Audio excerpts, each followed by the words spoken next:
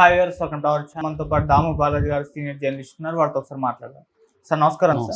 Sir Bharat కి పాక్ కి 36 గంటల్లో యుద్ధం రాబోతుందని చెప్పేసి పాకిస్తాన్ అయితే అంటుంది సార్. మరి నిన్న మోదీ గారు కూడా ముగ్గురు మిలిటరీ చీఫ్లతో కూడా మీటింగ్ ఏర్పాటు చేసుకున్నారు. మరి యుద్ధం ఏమన్నా వచ్చే ఛాన్స్ ఉందా? ఎటువంటి యుద్ధం రాబోతుంది? మరి దీన్ని పాకిస్తాన్ ఏ విధంగా ఎదుర్కొంటుంది సార్?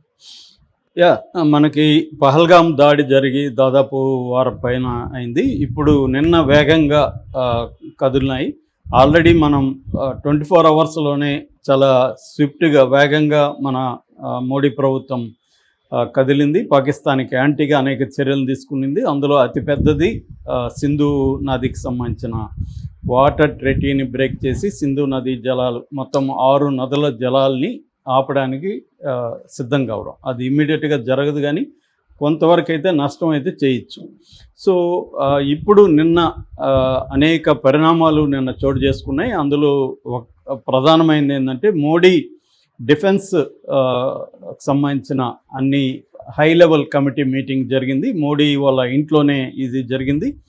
సో దీంట్లో ఎవరెవరు పాల్గొన్నారంటే డిఫెన్స్ మినిస్టర్ రాజ్నాథ్ సింగ్, తర్వాత national security adviser Ajit Doval, తర్వాత chief of defence staff general Anil Chauhan, తర్వాత ఆర్మీ జనరల్. మనకి ఏంటంటే డిఫెన్స్లో 3 ఉంటాయి: army, navy and air force.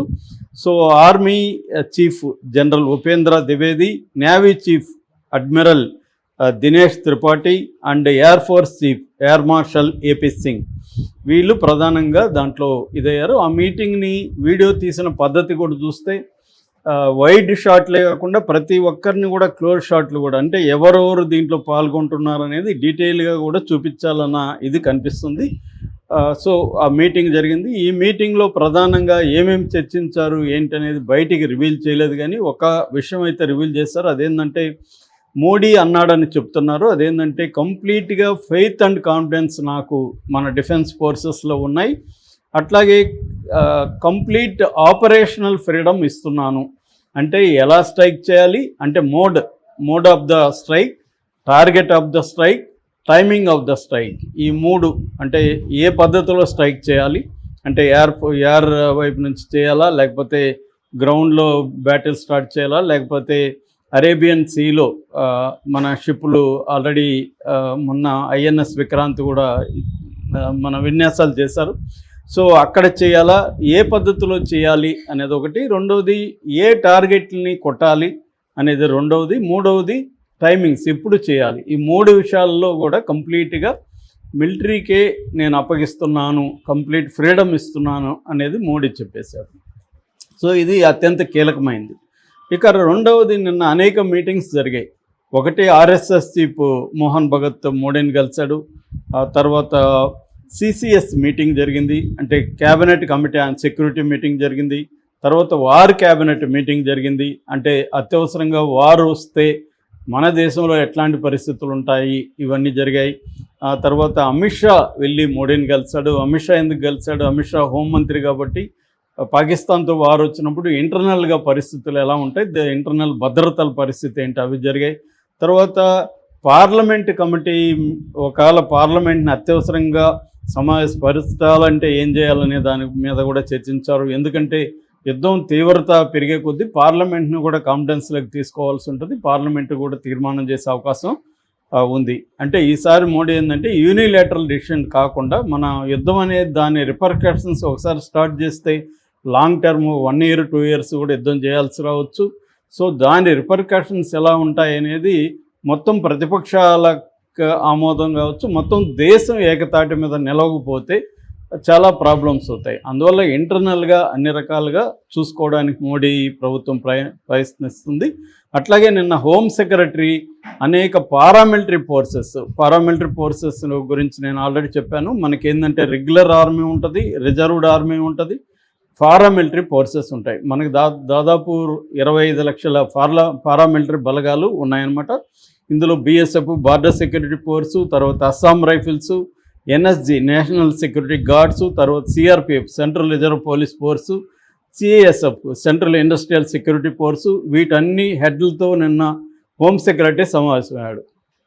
So ఇలాగా అంటే మనకు అర్థమయ్యేది ఏమంటే ఈ ప్రిపరేషన్ అంతా చూస్తే ఖచ్చితంగా 24 గంటల నుంచి 36 గంటల లోపు అటాక్ అయితే జరిగే అవకాశం ఉంది. అందుకనే పాకిస్తాన్ మంత్రి కూడా రెవెన్యూ మంత్రి అతాపూర్ తరార్ అనే ఒక ఇన్ఫర్మేషన్ మంత్రి, పాకిస్తాన్ ఇన్ఫర్మేషన్ శాఖ మంత్రి అనౌన్స్ చేశాడు. అదేంటంటే ఇండియా 24 గంటల నుంచి 36 గంటల లోపల మన దేశం మీదకి అటాక్ చేయబోతుంది, మనం అందరూ రెడీగా ఉండాలని అక్కడ కూడా చేశారు.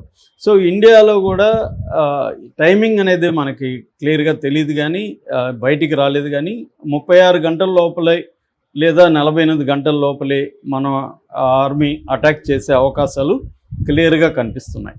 సో అందుకనే ఈ ప్రిపరేషన్ అంతా జరుగుతుంది. ఇప్పుడు ఉన్న ఇదేంటంటే అందరికీ యుద్ధం అనేది ఖచ్చితంగా చేస్తారు, అటాక్స్ అనేది చేస్తారు. అయితే ఎట్లా చేస్తారు అన్నప్పుడు గతంలో ఎట్లా చేశారు? 2016లో ఉరి అటాక్స్ కానీ, 2019లో అక్కడ బాలాకోట్ మీద పుల్వామా దాడి, వాళ్ళు వచ్చి పుల్వామా మీద దాడి చేసి మన సిఆర్పిఎఫ్ జవాన్లని 40 మందిని చంపినాక మనోళ్ళు 12 రోజుల తర్వాత బాలాకోట్ మీద సర్జికల్ స్ట్రైక్ చేశారు.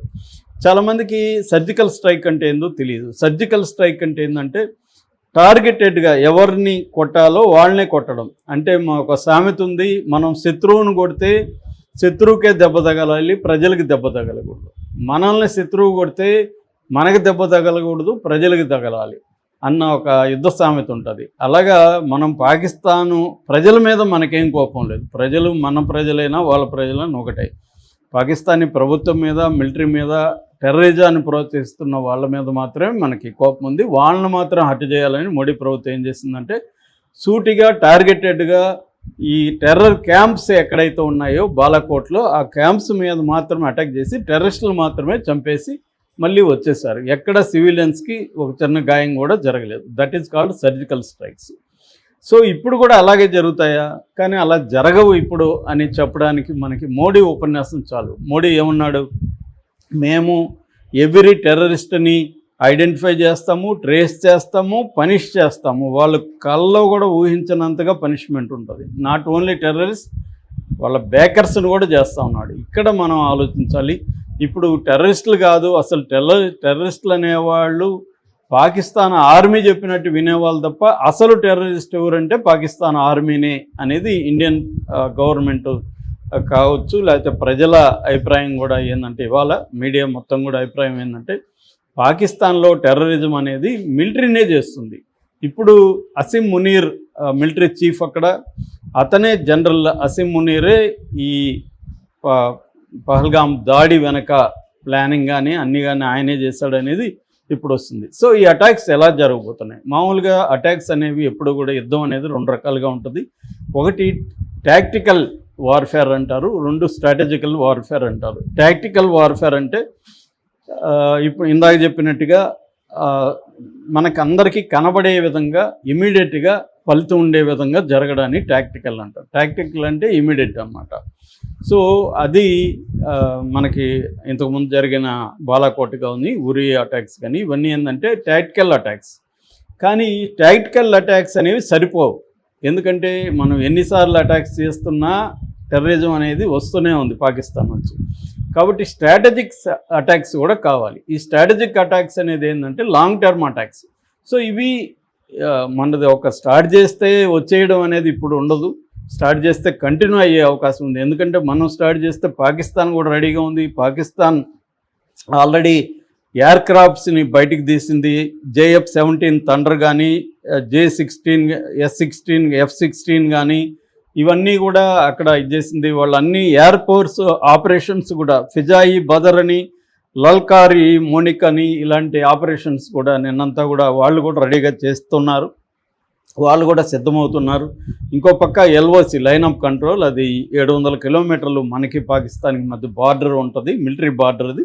ఆ లైన్ ఆఫ్ కంట్రోల్లో గత 5 రోజుల నుంచి పాకిస్తాన్ సైన్యం మన సైన్యం మీద కాల్పులు జరుపుతున్నారు. మన వాళ్ళు రిటాలియేట్ చేస్తున్నారు.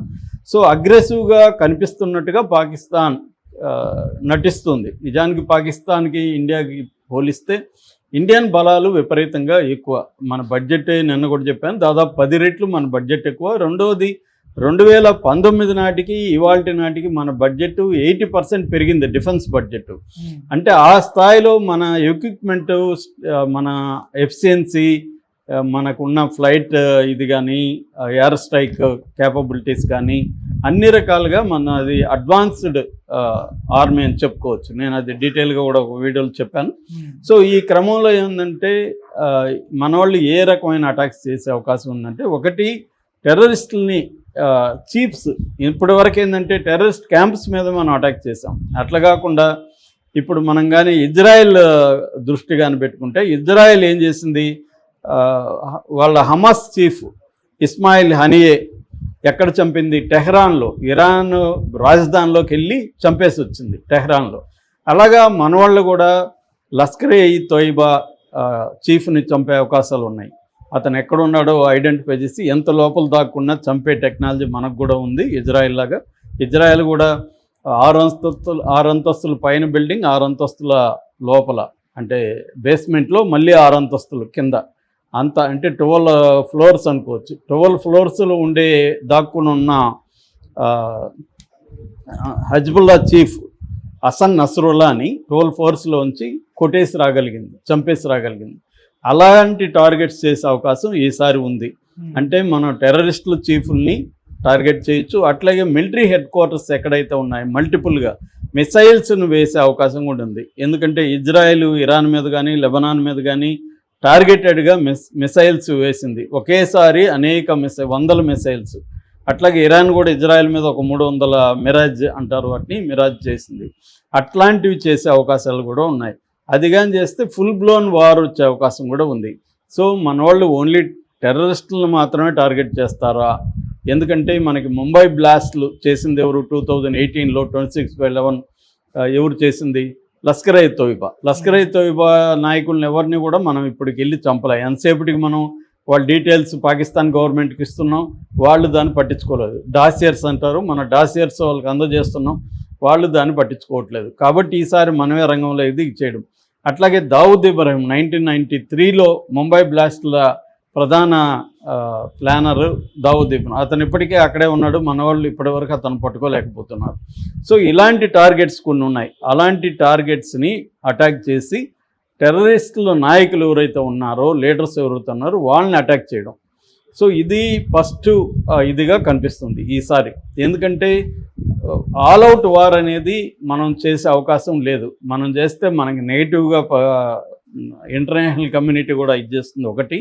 2, పాకిస్తాన్ దగ్గర న్యూక్లియర్ వెపన్స్ ఉన్నాయి కాబట్టి నిజానికి మనకంటే ఎక్కువ వాళ్ళ దగ్గర ఉన్నాయంటున్నారు. రెండోది, వాళ్ళు ఫస్ట్ యూజ్ పాలసీ కూడా వాళ్ళకు ఉంది, మొదట కూడా వాళ్ళు వేయచ్చు. కాబట్టి ఆల్ అవుట్ వార్ జరిగే అవకాశం లేదు. కానీ ఎయిర్ స్ట్రైక్ జరగచ్చు, ఈ సర్జికల్ స్ట్రైక్ జరగచ్చు, నేను చెప్పినట్టుగా టార్గెటెడ్గా లీడర్స్ని చంపే అవకాశం ఉంది. అట్లాగే షిప్పులకు సంబంధించి ఇప్పుడు మన హౌతీలో చూస్తే, హౌతీ రెబల్స్ అక్కడ రెడ్ సీలో షిప్పులంతా ఆపేశారు. అమెరికా కావచ్చు, ఇజ్రాయెల్ కావచ్చు, 2 ఏళ్ళుగా ఆ మార్గం మూసేశారు. అలాగా మనోళ్ళు కూడా అరేబియా దీంట్లో పాకిస్తాన్ షిప్స్ని బ్లాకేడ్ అంటారు. ఈ బ్లాకేడ్ కానీ చేయగలిగితే పాకిస్తాన్ రవాణా మొత్తం స్తంభించిపోతుంది. అంటే చాలామంది ఏమనుకుంటారు, ఓన్లీ మిలిటరీ పరంగానే గాయపరచాలి శత్రువుని అని అనుకుంటారు. అది రాంగ్. అనేక ఫ్రంట్లలో పాకిస్తాన్ని గాయపరిచే అవకాశం ఇండియాకు ఉంది. ఇప్పుడు అన్ని మార్గాలను ఇచ్చేస్తుంది. అట్లాగే కోవర్ట్ ఆపరేషన్స్, అక్కడున్న కొంతమంది మిలిటరీ అధికారులను కూడా చంపే అవకాశాలు ఉన్నాయి. ఎందుకంటే ఆల్రెడీ పాకిస్తాన్లో బలూచిస్తాన్ లిబరేషన్ ఆర్మీ ఒక పక్క పోరాటం చేస్తుంది. అట్లాగే టీటీపీ అంటారు, తెహ్రిక్ ఈ తాలిబాన్ పాకిస్తాన్ అని. అంటే తాలిబాన్కి పాకిస్తాన్, ఆఫ్ఘనిస్తాన్కి పాకిస్తాన్కి మధ్యలో ఒక బోర్డర్లో ఈ టీటీపీ ఉంది, ఆఫ్ఘనిస్తాన్కి సంబంధించిన. అక్కడ రెబల్స్ అక్కడ ఉన్నారు. సో వాళ్ళ హెల్ప్ తీసుకొని, ఎందుకంటే వాళ్ళకు కూడా పాకిస్తాన్ ఆర్మీని